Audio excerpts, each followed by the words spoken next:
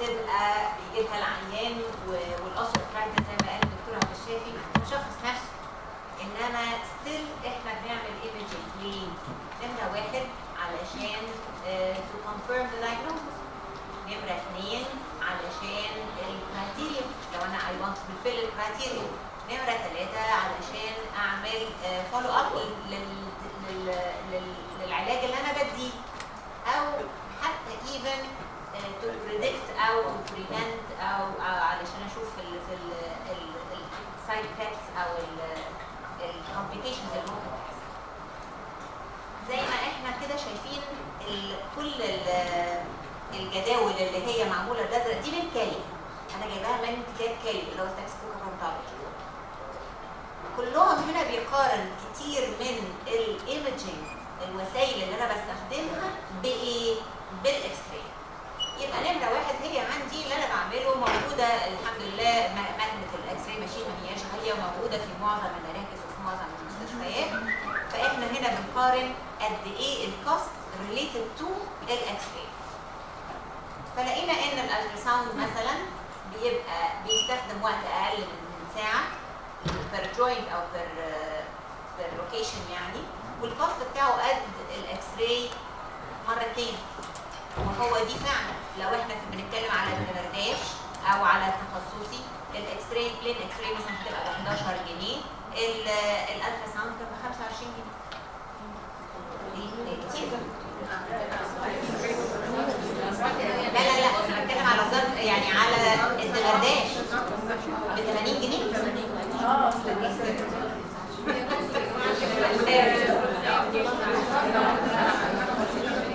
يعني انا بكلمك على الدرداش دلوقتي كام الالتراساوند الركبه الواحده مثلا 25 جنيه، دلوقتي الجنيه بقى ب 50، والاكس راي البوزيشن الواحد ب 11 جنيه، لو انت هتعملي اكس راي يبقى 22 جنيه. فطبعا هي تقريبا الضغط زي ما هو كده. السنتجرافي الكوست تقريبا مماثل، ما هواش غالي قوي، انما السايد افكتس بتاعته تخليني ما امدش ايدي عليه ولا اطلبه الا لما ابقى مضطره.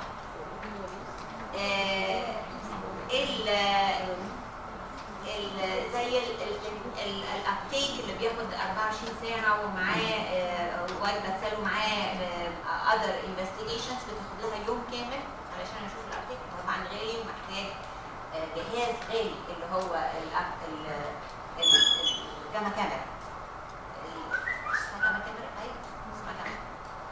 الجاليوم طبعا له سايد افكتس وهو بون سيكينج وبيديني معلومات قيمه جدا، بس الكوست بتاعه اكتر من الاكس راي 4-5 مرات. السي تي دلوقتي الحقيقه هو لطيف وبيديني معلومات قويه جدا وفيري بريسايز، انما هو غالي وبيعرض العيان لراديشن اكتر من البلين اكس راي بكتير. الماجنتيك ريزونانس ايمجينج لا شك طبعا دلوقتي في امريكا كل ديستنجوش روماتولوجيست عنده في عيادته، يعني مثلا في مستشفى زي نورث كارولاينا يونيفرسيتي ستيت هوسبيتال مش عارفه ايه، تلاقي الروماتولوجيست عنده في عيادته زي الدكتور سامي متياس عنده في عيادته مكنه MRI. كل عيان روماتويد بيتعمل له في الفولو اب كل شهرين MRI للريست علشان تو مونيتور الايروجنز، تو مونيتور الساينوفيال هايبرتروفي، تو مونيتور الساينوفيال انفلاميشن، يعني الكلام بس ده لو اقدر. انما في حاجات بقى ببقى مضطره اعمل فيها MRI زي مثلا الصوره دي. طبعا هو الاوستيوارثرايتس ما هوش منتشر قوي ما بين المصريين، وهتجيلك العيانه بالدكتور وتلاقي فعلا الهيد هي اللي مضايقاها، وتعملي بلين اكس راي تقولي ده في شويه سكليروزس ات ذا ايدجز، اوستيوهارتوزس بسيطه، انما لما عملنا MRI لقينا ان هي عندها افاسكولار نيكروز اوف ذا هيد.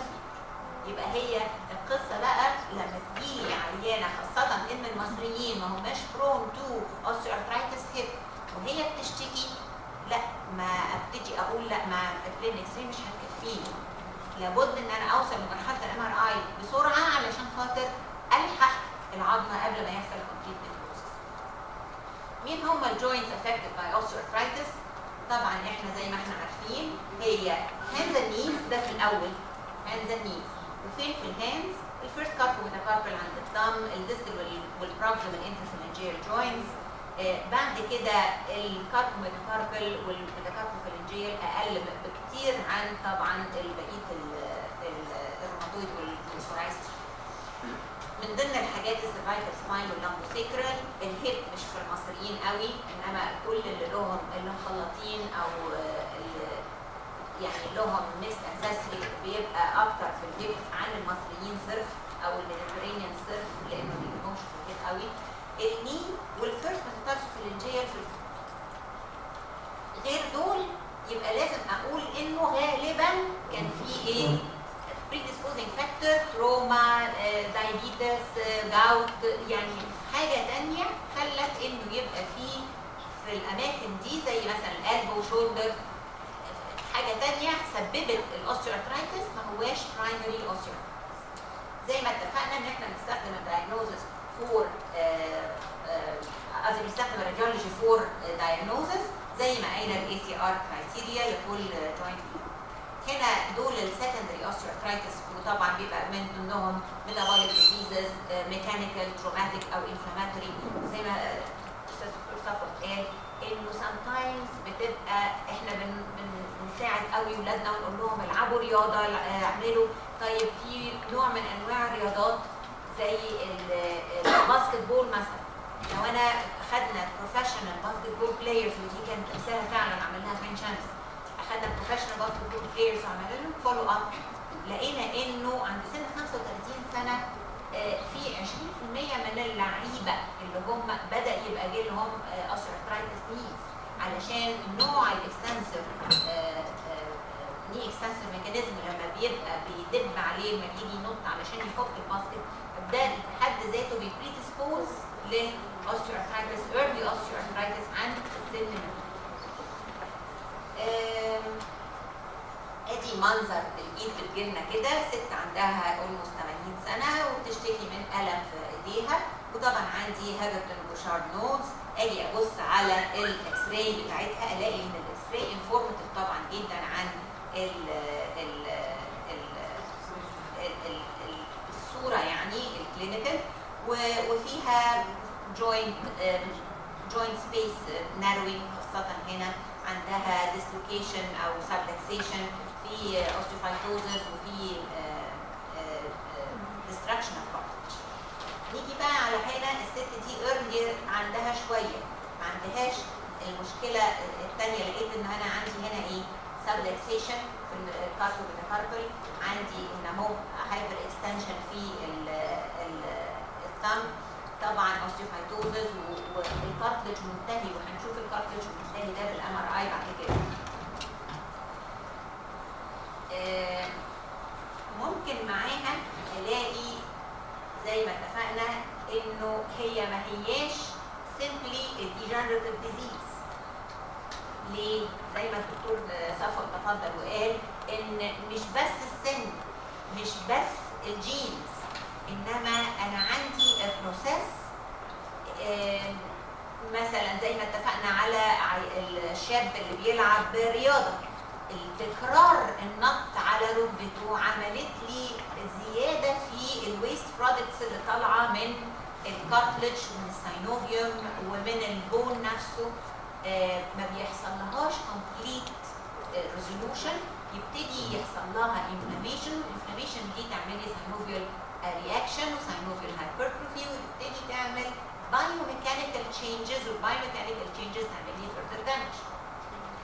يبقى المشكله مش بس ان انا عندي يعني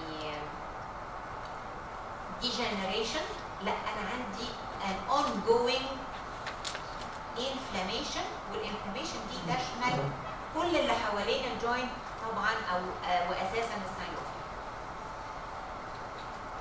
شوف دي هنا بقى الاقي نفس التشينجز اللي انا شفتها هناك، زايد عليها حبه في الراديو النر، وطبعا ده ما كانش موجود، وغالبا ده كان تروماتيك، ما هواش مش من البرايمري اوستيوارثرايتس. ولما مسكت كبرت باي اكس راي الفالنجيز لقيت الجال وينج اللي احنا شايفينها بيحصل destruction of the plate of the bone وسيست فورميشن، وفي الاخر تعمل لي الوينج اللي هي زي بتاعه المورس. لقينا في الديستال انترفالنجيال اللوس اوف كارتلج بالمره، ولما عملنا MRI وده منظر الMRI طالع ادي الاوستيوفايتس اهي وادي اللوس اوف كارتلج انتهى، وطبعا الفانكشن اوف ذا فينجرز هنا بتبقى ضعيفه. تاني اكتر حته بنبقى زي ما اتفقنا هاندز اند نيز. تمام؟ النيز بقى ده المفروض ان انا لما تجيلي اكس راي بالمنظر ده اقول للعيان ده early osteoarthritis. ليه؟ يا دوبك في spiking هنا of the tibial plateau، عندي يا دوبك thinning of the joint space، يعني cartilage يا دوبك لسه بدايه متاخده، تنتوفت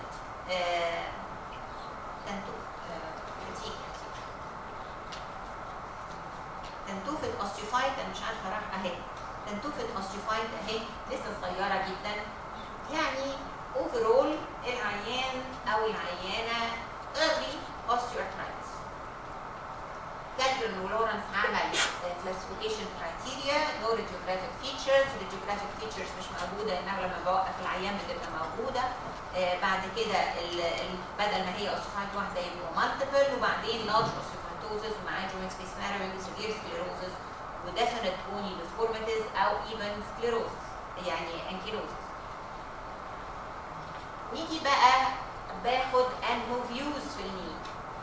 الانترو بوستيريور زي ما اتفقنا هنا مش مبينه قوي، مبينه يا دوبك ميديال عن لاترال diminished joint space شويه. وقفت العيان وصورته، طبعا لقيت الجوينت سبيس هنا ايه؟ اتاخد خلاص راح. فقال لك انه احسن حاجه ان انا اعمل كمان للعيان هو التانل، ان انا بصوره بلين اكس راي والني سامي فلكس بالظبط زي ما انا واقفه كده سامي فلكس. فقال بتطلع زي الصوره دي اهي، فمبينه في السامي فلكس انه الميديال كومبارتمنت منتهي برضه. انما ده برضه من كالي قال ان مش كل العيانين اقدر احكم عليهم كده، لانه ممكن اصور انترو بوستيريور واعمل التانل والاقي انه لا لسه السبيس كويس معقول. تمام؟ يعني مش كل، يعني ما هياش قاعده انه السامي فلكس هيطلعها اسوء من الستاندنج.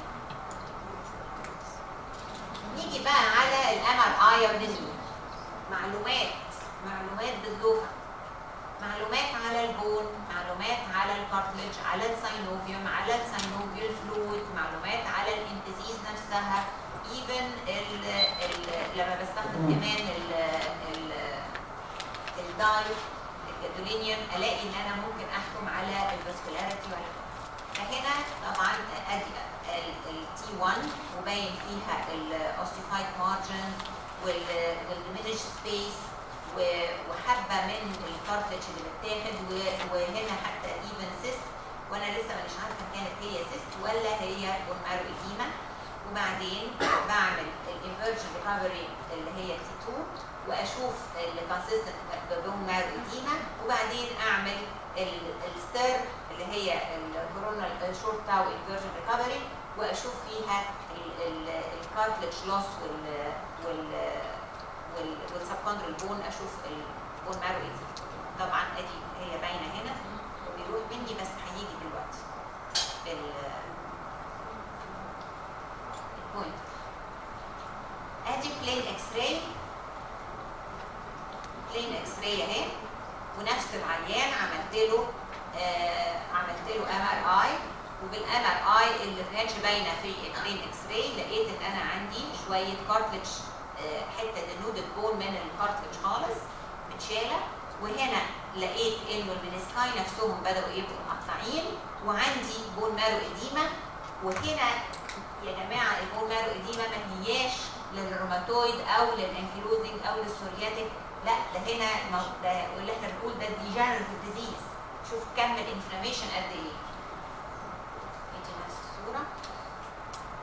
هنا بقى عيان تاني، وده بكل المقاييس لما تجيلي الاكس راي دي اقول دي ايرلي صح؟ يا دوبك سبايكينج ويا دوبك هنا يعني حتى ايفن الجوينت سبيس بتاكل حاجه بسيطه صح؟ لما اجيت اعملها لقيت عندي سبلكسيتد منسكس. تمام؟ وطبعا هو ده اللي ضاغط. الناحيه الثانيه علشان في البوبليتيس ماسل فبتبقى سنداها كويس اللي هي الناحيه اللاترال الميديال هنا اهي. وبعدين بصيت كمان بقى في الساجيتال سكشن لقيت عندي بون مارو اديما، لقيت عندي destruction of the meniscus اللي هو subluxated، ولقيت عندي بيكر سيست. عملت بالتي 2 البيكر سيست طبعا واضحه جدا والبون مارو اديما واضحه جدا.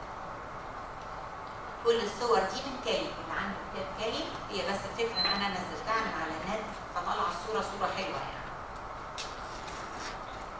ده برضو MRI بون مارو ليجن، انا ما كنتش عارفه ده ايه ونقول مثلا هل ده يكون وات ايفر يعني اتس تيومر وات ايفر ات از. وبعدين لما عملنا الMRI لقينا انه السيمبل ده بون مارو اديما. CT طبعا الCT الى حد كبير ارخص من الMRI بس بيعرض العيان لاكس راي. فهنا برضو دي early osteoarthritis، لقيت هنا بالCT عندي ايه؟ وهنا دي الاكس راي بتاعته دي AB ودي اللاترال. لقيت هنا يا دوبك برضو cartilage destruction، ولقيت عندي هنا بون سيست. تمام؟ ودي الاوستيوفايتس. لما اخدت كمان الكونتراست لقيت انه في ساينوفايتس، في شويه افيوجن طبعا مرامير، وهنا في denuding bone يعني الكارتلج بدا يبقى فيه حتت بارتس منها متاكله واصله للسبكوندرال بون. تمام؟ ودي الريفورماتنج اوف ذا CT. الهيب زي ما اتفقنا المصريين قليلين جدا اللي بيجي لهم اوستيوارثرايتس هيب، يبقى سكندري لحاجه ثانيه، سكندري ايمج للتروما، سكندري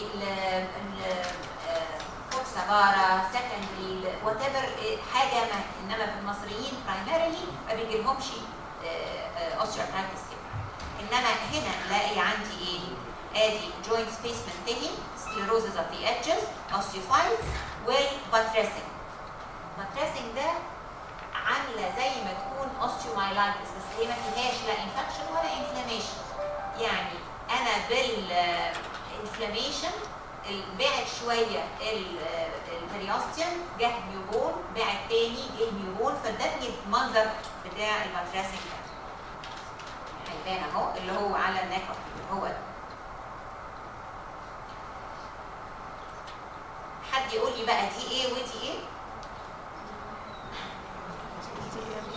دي اوستيوارثرايتس هيب. طب وهنا اوستيونوكلوزس صوره. طبعا الMRI بتبين. الساكروإيليال جوينت ما نجيش مره واحده كده ونقول هي سبا، لا مش شرط. ممكن يكون ساكروإيليتس، ممكن يكون secondary to trauma, secondary to disease, secondary to delivery injury, whatever. ادي منظر الساكروإيليال جوينت، وطبعا احنا عارفين انه هي الحته السوبيريور anterior هي fibrous والinferior posterior هي اللي cartilaginous وساينوفيال، فبالتالي هي دي اللي بيحصل فيها inflammation. واحنا ادي الساكروإيليال هنا اهو، وده البلين اكس راي، وهاخد فيه الكمبيوترايز سكشن هنا الاقي انا عندي هنا إيليايتس، ساكروإيليتس من غير ما يكون عندي سبا. معلش هو مطلعها يعني على رموم السهم باين. تمام؟ طبعا ممكن الCT يبين لي حاجات ثانيه، باين لي هنا طبعا ده الكونجنتال مالفورميشن بسيطه accessory sacroiliac joint، وهنا bipartite iliac bone ما كنتش هكتشفهم الا لما اعمل الCT. من ضمن الحتت اللي احنا قلنا بيجي لنا السباين، سيرفايكال سباين واللامبوسيفرال، بتيجي في صوره ايه؟ ابسيل جوينت ديسفانكشن او ديجنراتيف ديسك. فلما اجي على الابسيل جوينتس هنا الاقي ايه؟ الاقي سكليروزز اوف ذا ادجز نفس برضه الكارتلج بتشال، ولما لو كنت عملت تي 2 كنت هلاقي شويه افيوجن حواليها. نيجي هنا الاقي دي ساينوفايتس وعاملالي كومبريشن اوف ذا لامبر كانال. ادي اللامبر كانال وكومبريست بهذه الساينوفايتس، ما كانتش هتبان الا لما اصورها بالام ار اي. ادي المنظر الثاني بتاع الام ار اي. هنا عندي ديجنريتد ديسك ومسطره عامله شويه اندنتيشن اهي، وهنا ديجنريتد ديسك ومعاها ناروينج ما بين البوث ديسكس، ما بين البوث فيرتبري، وعامله يعني ضغط على التيتل كانال الفور فايفر. الدش اللي هو ديسميت هيباتيك هايبرستوسس، نوع من انواع الاوستيوارثرايتس بتيجي في كبار السن، انما بلاقي المانيفستيشنز بتاعته واخده مجموعه من الفيرتبري وسبيرنج الاذرز. فطبعا ممكن تيجي الاوستيوفايتس من كتر ما هي فلافي وكبيره تبقى عامله لي ديسفيجيا ومضايقه العيان وهو بيبلع، وطبعا ممكن تعمل كومبريسيف مانيفستيشنز، ممكن تعمل بارابليجيا، مش لدرجه بارابليجيا او باراباريسيس يعني. ونيجي بقى على البيج تو او الميتاكسوفيلنجير او ذا بيج تو، ده اخر واحد من المجموعه بتاعه البرايمري اوستيوارثرايتس. وهنا الفرق ما بينه وبين الروماتويد ان انا الروماتويد عندي ساينوفايتس قويه جدا جدا، والصباع بيبقى طبعا الفرنشال دايجنوستس بتاعه كمان الجاوت بيبقى الصباع عامل زي ما يكون دم. انما في الاوستيوارثرايتس بتبقى الجروزن، كل ما امشي صباعي يوجعني، والهالكس ريجيدس ده بيبقى هو المشكله الكبيره بتاعهم. اما اصوره الاقي ان انا عندي طبعا اوستيوفايتس، والاوستيوفايتس بتبقى على الجناب او دورسل، ومعاها diminished joint space وكارتلج بتتاكل برضه، وسام تايمز بقى تديني ديفورميتي هالكس فالجس او مع الهالكس ريجيدس.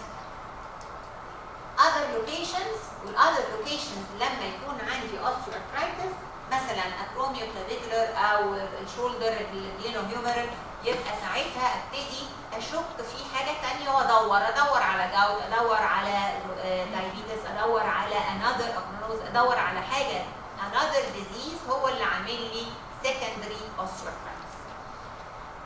فادي منظر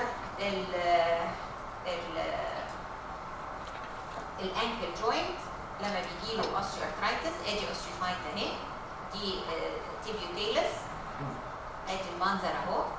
طبعا هنا ارتست انهانس، يعني انا راسمه فوق الحته اللي انفليمد، هي ما هياش حمراء لانه الاكس راي بتطلع لي بلاك اند وايت او شيدز اوف جراي. ممكن اعتبر انه الكالكينيال سبير او البلانتر فاشيايتس من ضمن برضه البرايمري اوستيوارثرايتس، مش شرط ان كلها تكون سبار او مش كلها تكون جاوت. وادي المنظر بتاع انكل اوستيوارثرايتس ده بوست تروماتيك، وعندي بون مارو اديما، عندي اوستيوفايتس، كارتلج منتهيه، وادي برضو ساينوفيال هايبر. الشولدر طبعا ممكن يبقى الشولدر جيردل، ممكن يبقى يا اما اكروميوكلافيكولر او جلينوهيومرال. ادي جلينوهيومرال واضحه هنا، ده سيفير جدا جدا طبعا، وهنا برضو شديد. ادي الجوينت سبيس بتتاكل، وادي الاوستيوفايتس. هنا اكروميوكلافيكولر، وهجيب لكم الصوره اوضح. هنا ده برضو جلينوهيومرال. هنا ادي الاكروميوكلافيكولر اهي.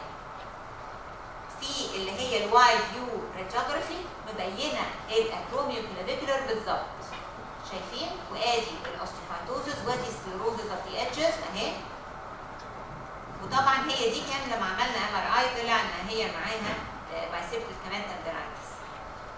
ادي الاكروميوكلافيكولر طبعا عمري ما هعمل تكنيشن بادي سكان واعرض العيان واقول له يا 3 ايام ما تقعدش جنب مراتك وعيالك وبتاع علشان يعني اشخص، وخاصه دلوقتي عندي ام ار اي وعندي الترا ساوند ومش محتاجه كل ده.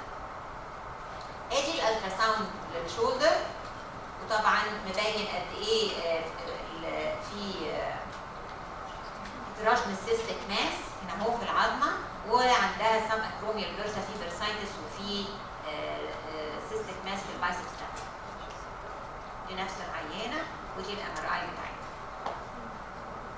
اهي بايسيبتال تندينايتس، سب اكروميال بيرسايتس اهي، والكروميال كلافيكولار في انفلاميشن. اكتر الحاجات اللي بنحبها دلوقتي، احنا عندنا جهاز الازهر عنده جهاز قبلنا بيجي 10 سنين ولا 8 سنين مش كده بنستخدمه فور دايجنوزز، هو رخيص انفورماتيف وبقدر اعيده كتير، انما وفي مزايا كتير جدا جدا انه ما فيهوش سايد افكتس، وان العينه ما بتتضايقش ما هواش نعرضها الاكس راي، انما في يعني عيبين ثلاثه مهمين قوي. نمره واحد ان هو اوبريتور ديبندنت، يعني لو انا عملت والدكتور صفوت عمل وحضرتك عملتي مش شرط ان احنا الثلاثه نطلع نفس الريزلتس، هنطلعهم متشابهين بس مش هنطلع نفس الريزلتس بالظبط. نمره اثنين انه في حتت ما فيهاش التراساوند ويندو، لو انا عايزه اشوف مثلا الهيب او السيكويليا مش هعرف اوصل له كويس علشان اوصل من ثرو العظم او حتى ايفن علشان اوصل. انما هو جهاز لطيف، باخد الحاجات الديب جوينتس بستخدم لها فريكونسيز من 7 ل 8 ل 6، السوبرفيشال جوينتس زي الشولدر الصغيرين ممكن اوصل لغايه 12 15 ميجا هرتز. المختصر طبعا هو المستقبل ليه لانه رخيص وما فيهوش سايد افكتس، انما ممكن اخلي نفسي يعني مثلا ممكن ابقى عامله انا ما بشتغلش بايدي التراساوند وبخلي الاوبريتور اللي عندنا في المستشفى الدكتوره المدرسه او الاستاذ مساعد هي اللي بتعمل الحالات بتاعت الرساله بتاعتي، انما مش كل مره العيان بيجي في الفولو اب يعمل مع نفس الاوبريتور. هم كلهم اساتذه على عيني وراسي بس مش كل هيديني نفس الفايندنجز في الفولو اب زي ما انا كنت عايزه، فعلى الاقل في الفولو اب اوف ذا سيم بيشنت يبقى لازم نفس الاوبريتور على نفس الجهاز طبعا. هنا سوبرا باتيلر ترانسفيرس سكان لنورمال هايلاين كارتلج، وطبعا ده الثيكنس بتاعه. زي ما اتفقنا هو اوبريتور ديبندنت ومش كلنا هنقدر نفهم في الصوره فيه، انما مثلا لو احنا قلنا الميديا فاميرال كوندايل والستيجز بتاعتها وامتى تبقى متاكله، وطبعا ادي الثيكنس اهو بدا يقل مع الجريدز بتاعتي.